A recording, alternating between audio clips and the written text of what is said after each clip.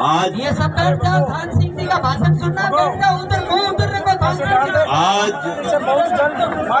आप और हम सब लोग हमारे हक और जमीर की लड़ाई लड़ने के लिए यहाँ पर किसान के झंडे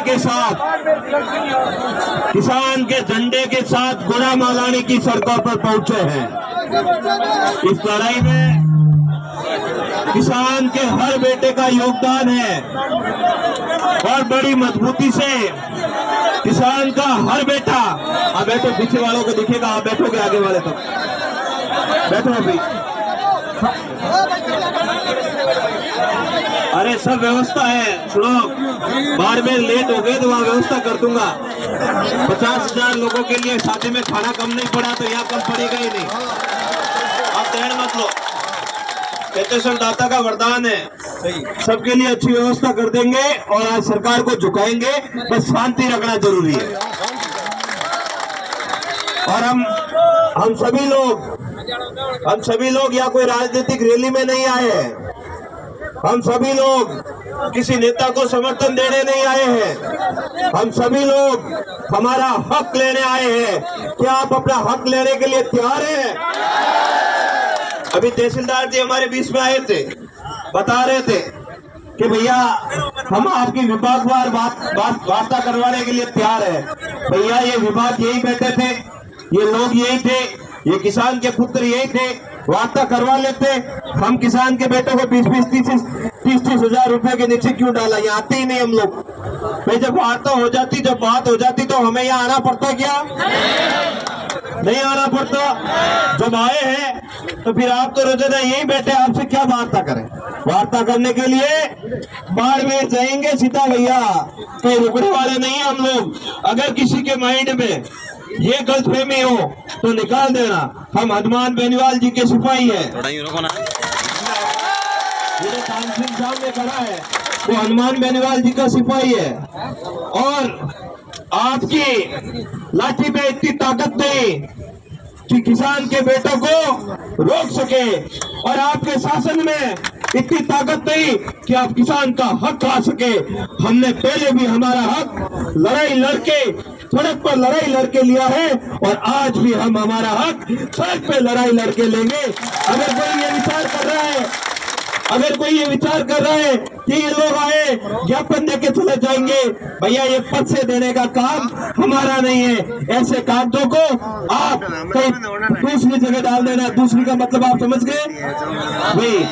हम वो कागज देने नहीं आए, हम हमारा हक और अधिकार लेने आए हैं और हक और अधिकार लेकर ही जाएंगे।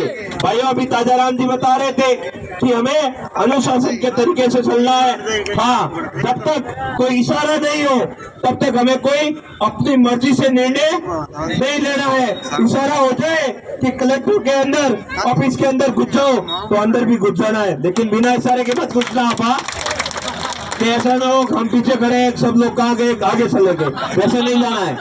वैसे जाने से क्या होता है, इन लोगों को ये पता चलता है ये अशिक्षित है। हमें ये परिचय देना है कि हम लोग शिक्षित हैं और आजादी से लेकर आज तक जब भी लड़ाई लड़ी है बड़ी अनुशासन के तरीके से लड़ी है, और आज भी इस लड़ाई को व्यवस्थित रूप से लड़ेंगे। दोनों हाथ उठाकर बताओ, ये लड़ाई लड़ने के लिए तैयार है?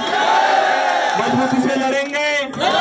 जब तक आपकी बात मानी नहीं जाएगी तब तक एक भी किसान यहाँ से अपनी जगह से हटेगा नहीं। और ये आपकी जमीन है ना, इसका भी आज काम करेंगे। आपकी जमीन बैठने की जमीन है, आपकी बैठने की जमीन है जो धरने की, ये यहाँ नहीं ली है। ये बालोतरा में भी जमीन खा गए ऐसी, ये बाड़मेर में भी खा गए। आमजन और किसान के बेटे अपने हक और आवाज को बुलंद करने के लिए जो जगह थी उस जगह पर, हर जगह पर इन्होंने कब्जा किया है। और भाइयों एक छोटी सी बात बता दूं आपको, ये सुअर जो है राजाराम जी, ये सुअर जो है ईस्ट इंडिया कंपनी वालों की तरह एक नई चाल है धना सेठों की। कैसे भी करके किसानों का खेती से मन हटाओ। जब खेती से मन हटेगा, अंदर खेती नहीं होगी, किसानों के फसल नहीं होगी, उस समय ये धनासेठ आएंगे और अपनी जमीन को लीज पे लेंगे और धीरे धीरे उस जमीन को अपना खुद का कब्जा करेंगे और हमें जमीन से बेघर कर देंगे। और उसी साल का नतीजा है ये सुअर।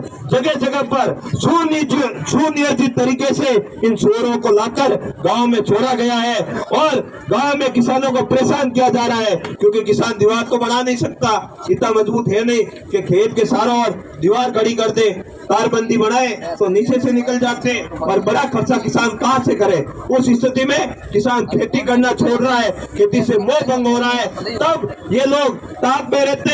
हर गांव में अंग्रेजों के जमाने में भी 5-7 तरह तरह के गुलाम लोग थे, जो लोग उनको अपने अंदर की बातें बताते थे। और यहाँ पर भी कई ऐसे लोग हैं जो हमारे अंदर की बातें बताकर ऐसे काम कर रहे हैं। ये सुअर एक सुनियोजित तरीके से साल है।